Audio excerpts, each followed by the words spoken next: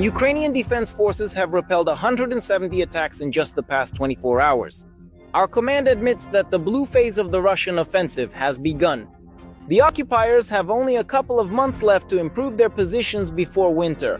It is quite clear that the objective in this regard is to try to enter major Ukrainian cities, specifically Pokrovsk, as well as Kostiantynivka, and accordingly Dobropilya and Mirnohrad. If we are talking about the Lyman and Siversk directions, this is also to try to spend another military winter in urban combat, because obviously fighting in the open field will be much more difficult.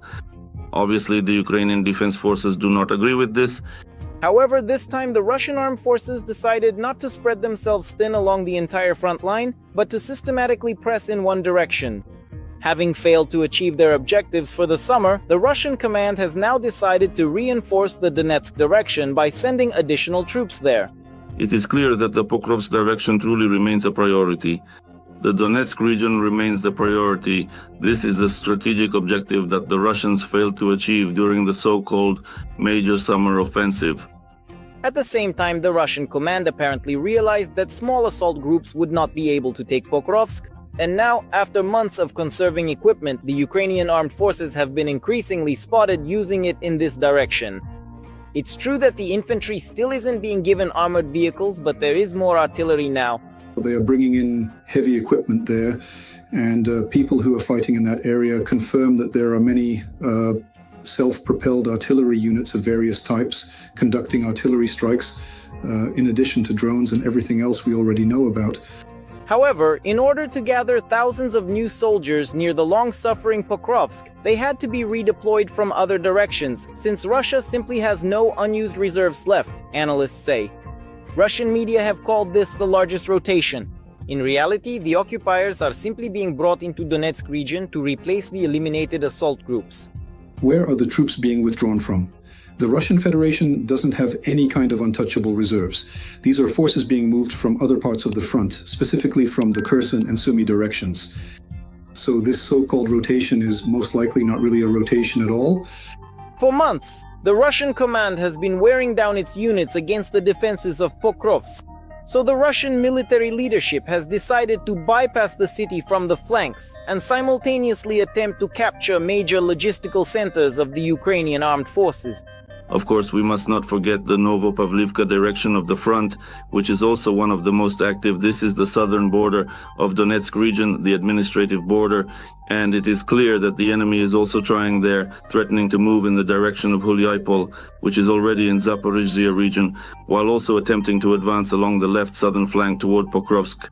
At the same time, the Ukrainian General Staff reports that these enemy attempts have not been successful. On the contrary, due to the reduction of enemy forces in the north and south of the contact line, our troops managed to advance both in the Zaporizhzhia and Sumy regions. Despite the fact that the front in Sumy region is moving toward the Russian border, it is not coming easily at all. Assault operations are taking place here constantly and regularly. The enemy is very actively using infantry, and lately has been using various drones even more intensively.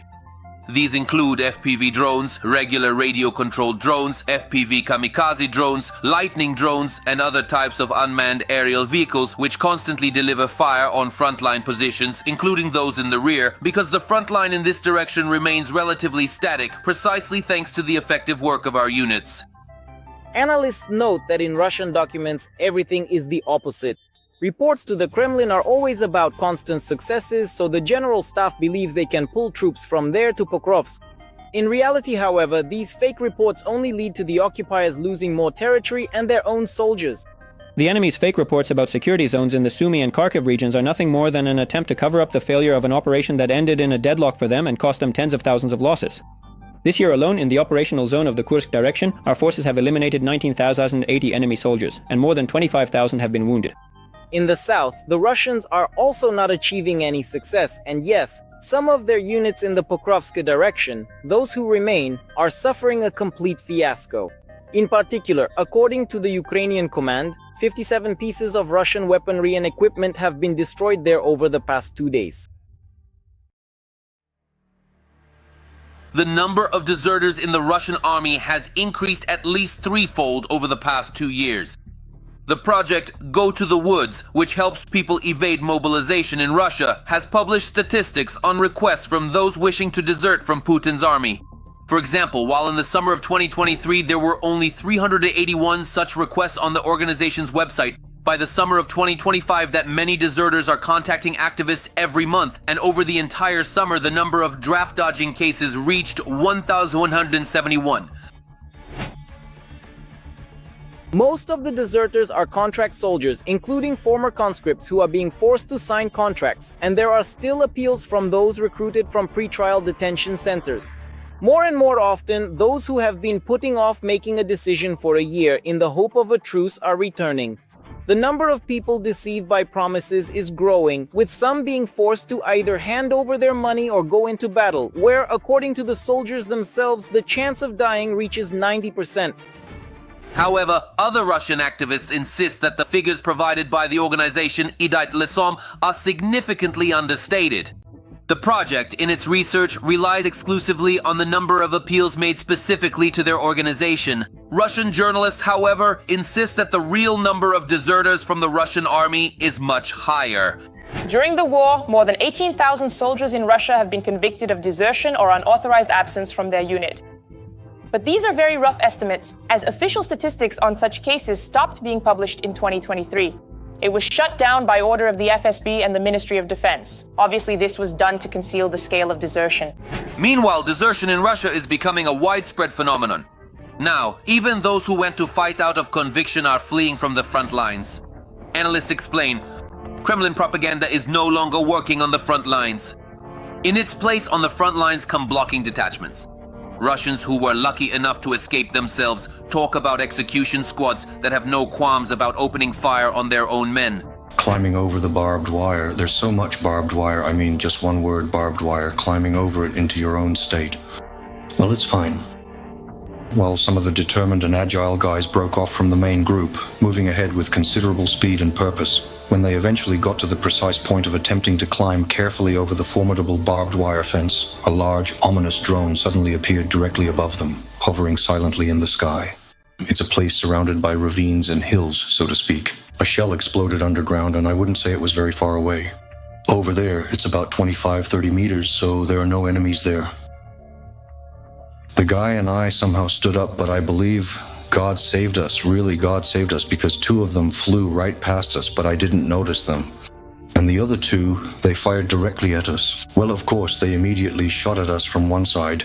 Then we quickly sat down. They completely finished us off, and someone, as a final and thorough check, fired a few more additional shots. After that, we promptly took off again, resuming our journey.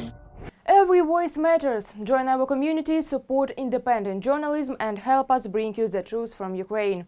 Become a member of Ukraine today. Join us now. Georgy was lucky. After many months in hiding, he was finally able to leave Russia. However, not everyone is so fortunate, admits the former mobilized soldier. According to him, almost every other Russian deserter at the front is either caught and simply wiped out or sent on an assault, which probably means death. So it turns out all the numbers should be multiplied by at least 2. Experts believe that the total number of deserters could reach up to 60,000 people, which is about a tenth of the entire army. And this number will only continue to grow because desertion, despite the threat of being shot, is sometimes much better than this kind of life in the trenches without uniforms, shelter, or provisions.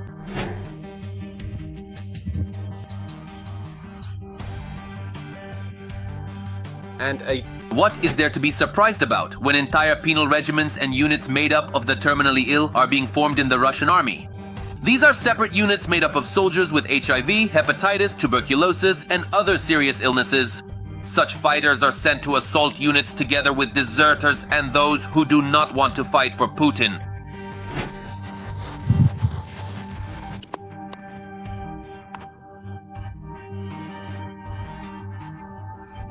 In such a situation as this, desertion from the front, even at gunpoint, doesn't seem like such a hopeless idea.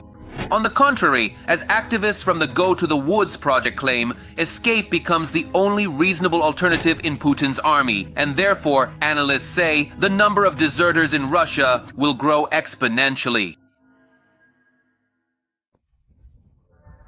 In the future, we must truly form the country's highly capable elite.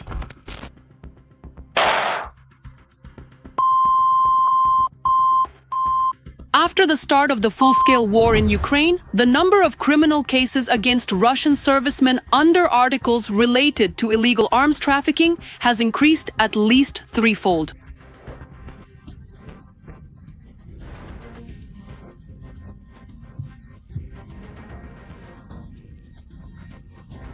Then it explodes.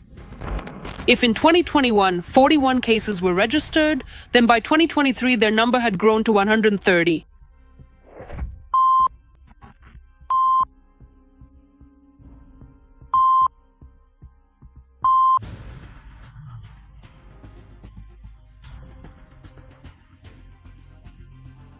And so further. While Russia is being flooded with illegal weapons, officials talk about the supposed heroics of Russian soldiers to hide the truth.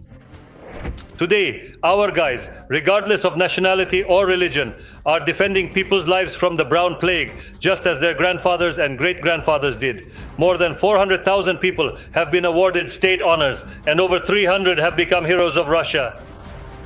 The truth from those who are supposedly supposed to protect us is very bitter. Murder upon returning home, robberies and blackmail. These very heroes are bringing everything from pistols to grenade launchers into civilian life. Among them is Soch, who deserted his unit. Those who managed to escape are harder to find, for example, all the way in Bakhchisarai. Alexei Merznikov, who was wanted by the police, was found with an electric detonator and 600 rounds of ammunition. I want to express my words of gratitude for your choice and your actions in defending the interests of our country. For our part, we are doing everything so that our guys, participants in the special military operation, and their families lack nothing. Our President, Vladimir Vladimirovich Putin, is doing everything for this. Both mobilized soldiers and seasoned professional military personnel end up in the defendant's seat.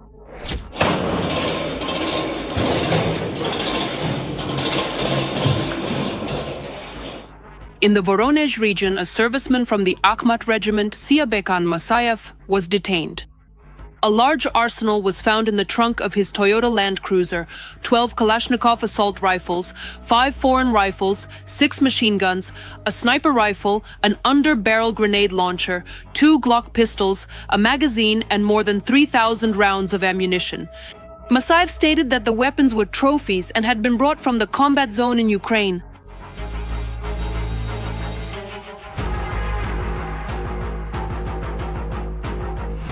Weapons and ammunition are often found among soldiers' personal belongings during inspections at train stations and airports.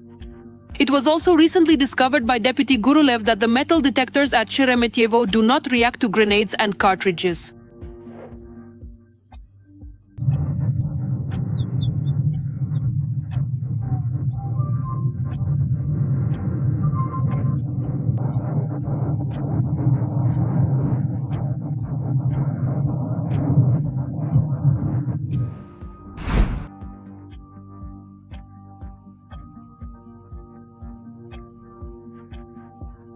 Kirillov decided that unregistered cartridges could easily be taken for himself, which is exactly what he did. He put the cartridges he found into his duffel bag and carried them with him.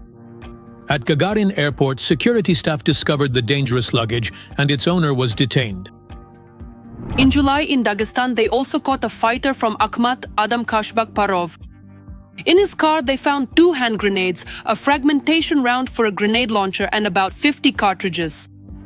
The junior sergeant, who had participated in the war in Ukraine, on the contrary, was detained while returning from vacation. They found 74 Kalashnikov rifle cartridges on him. As a rule, servicemen claim that they forgot to report the trophies they found or to remove them from their personal belongings. They make us let our guard down, you see? But we're supposed to fight if we got involved in this business. The arms market is an age-old business. It's the spring of 2022, but apparently even now, and maybe even a year ago, this market is not very noticeable, not very large, at least on the surface. That is to say, it's probably either hidden much, much deeper within the system, or it's very closely and intricately intertwined with real-world, tangible offline crime and various law enforcement agencies. The price of a Kalashnikov rifle in Russia in 2025 starts at 300,000 rubles, whereas in 2022 they were being sold for 52,000. A Makarov pistol could be bought for 23,000 rubles in 2022, but in 2025 it goes for 300 to 350,000. To buy a weapon, you need to know some law enforcement officers who would sell it to you. 2 servicemen from the 71st Motor Rifle Division stole 3 rifles, more than 1,000 rounds of ammunition, and a few grenades from a warehouse, after which they sold the rifles to residents of a neighboring village for 15,000 rubles each. And if until 2022 such cases were mostly considered in Moscow, the North Caucasus, and the Far East, then after 2022 about a quarter of all cases were transferred to border courts in Kursk and Crimea. The thing is, most servicemen are given suspended sentences or fines by the courts. He threatened Zenit Rafian with a Makarov pistol and received a 3.5-year suspended sentence. Actual prison terms are given to servicemen in 40% of cases. The overall pace is quite decent, indeed good. And as of July 1st, more than 210,000 individuals have successfully arrived at various military units across the region. The number of contract soldiers is growing, says Medvedev, and with it the number of crimes is also increasing. The return of hundreds of thousands of people from Putin's war threatens Russia with a surge in crime.